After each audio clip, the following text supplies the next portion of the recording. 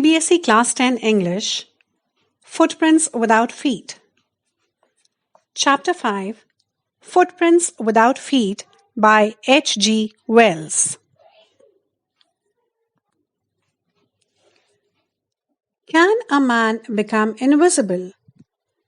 This is the story of a scientist who discovers how to make himself invisible. Does he use or misuse his discovery? Let's find out. The two boys started in surprise at the fresh, muddy imprints of a pair of bare feet. What was a barefooted man doing on the steps of a house in the middle of London? And where was the man? As they gazed, a remarkable sight met their eyes. A fresh footmark appeared from nowhere. Further footprints followed, one after another, descending the steps and progressing down the street. The boys followed, fascinated, until the muddy impressions became fainter and fainter and at last disappeared altogether. The explanation of the mystery was really simple enough. The bewildered boys had been following a scientist who had just discovered how to make the human body transparent.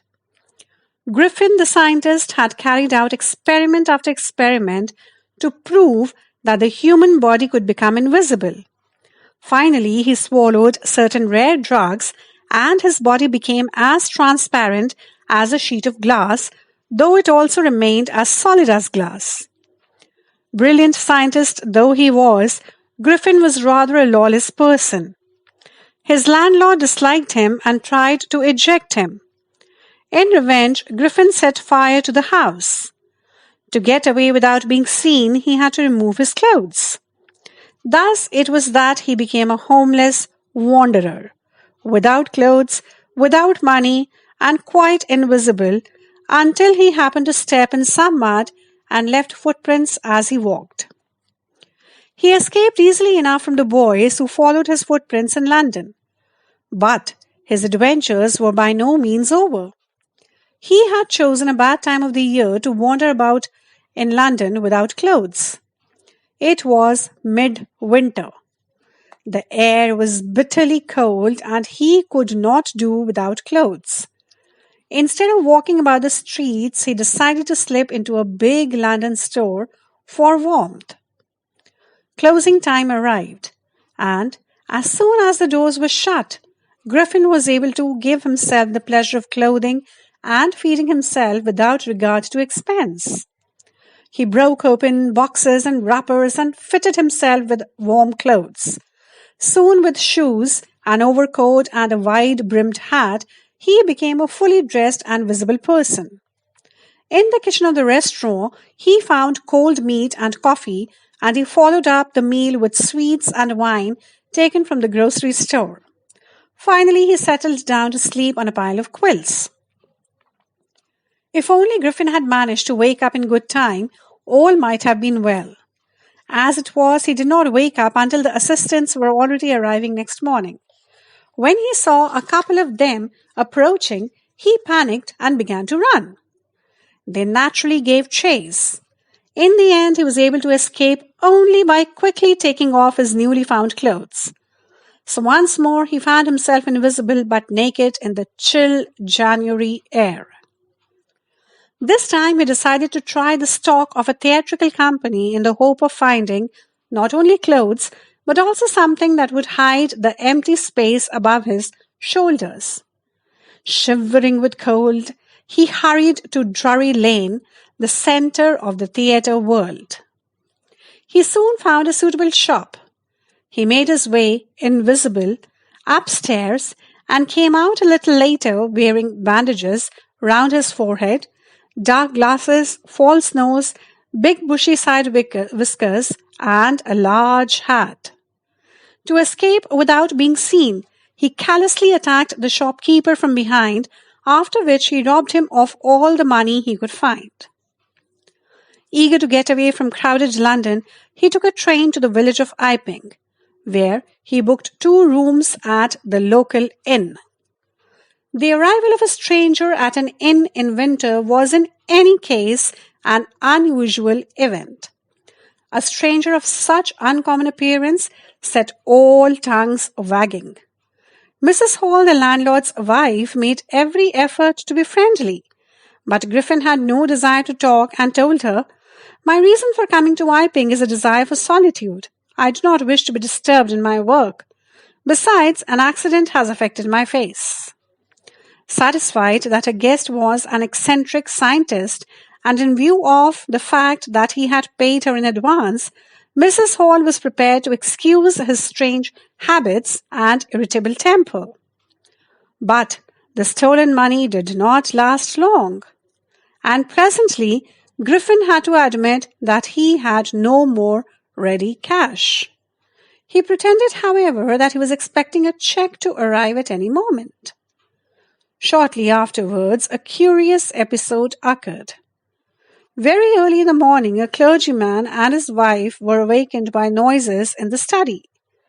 Creeping downstairs, they heard the chink of money being taken from the clergyman's desk.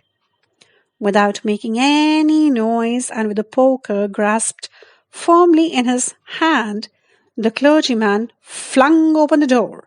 "Surrender!"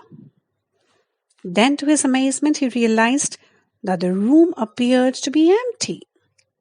He and his wife looked under the desk, behind the curtains, and even up the chimney. There wasn't a sign of anybody. Yet the desk had been opened and the housekeeping money was missing. "Extraordinary affair," the clergyman kept saying for the rest of the day. But it was not as extraordinary as the behavior of Mrs. Hall's furniture a little later that morning. The landlord and his wife were up very early and were surprised to see the scientist's door wide open. Usually it was shut and locked, and he was furious if anyone entered the room. The opportunity seemed too good to be missed. They peeped round the door, saw nobody, and decided to investigate. The bedclothes were cold, showing that the scientist must have been up for some time, and stranger still, the clothes and bandages that he always wore were lying about the room. All of a sudden, Mrs. Hall heard a sniff close to her ear. A moment later, the hat on the bedpost leapt up and dashed itself into her face. Then the bedroom chair became alive. Springing into the air, it charged straight at her, legs foremost. As she and her husband turned away in terror, the extraordinary chair pushed them both out of the room and then appeared to slam and lock the door after them. Mrs. Hall almost fell down the stairs in hysterics. She was convinced that the room was haunted by spirits and that the stranger had somehow caused these to enter her furniture. "My poor mother used to sit in that chair," she moaned. "To think it should rise up against me now." The feeling among the neighbors was that the trouble was caused by witchcraft. But witchcraft or not, when news of the burglary at the clergyman's home became known, the strange scientist was strongly suspected of having had a hand in it. Suspicion grew even stronger when he suddenly produced some ready cash, though he had admitted not long before that he had no money. The village constable was secretly sent for. Instead of waiting for the constable, Mrs. Hall went to the scientist, who had somehow mysteriously appeared from his empty room. "I want to know what you have been doing to my chair upstairs," she demanded. "And I want to know how it is that you came out of an empty room and how you entered a locked room." The scientist was always quick-tempered. Now he became furious. "You don't understand who or what I am," he shouted. "Very well, I will show you." Suddenly he threw off bandages, whiskers, spectacles, and even the nose. It took him only a minute to do this. The horrified people in the bar found themselves staring at a headless man. Mr. Jaffers, the constable, now arrived and was quite surprised to find that he had to arrest a man without a head. But Jaffers was not easily prevented from doing his duty. If a magistrate's warrant ordered a person's arrest, then that person had to be arrested with or without his head. There followed a remarkable scene as the policeman tried to get hold of a man who was becoming more and more invisible as he threw off one garment after another. Finally, a shirt flew into the air, and the constable found himself struggling with someone he could not see at all. Some people tried to help him, but found themselves hit by blows that seemed to come from nowhere. In the end, Jaffers was knocked unconscious as he made a last attempt to hold on to the unseen scientist. There were nervous, excited cries of, "Hold him!" But this was easier said than done. Griffin had shaken him. Keep tuned in for more videos on more chapters from Class 10 English. And do not forget to like and subscribe.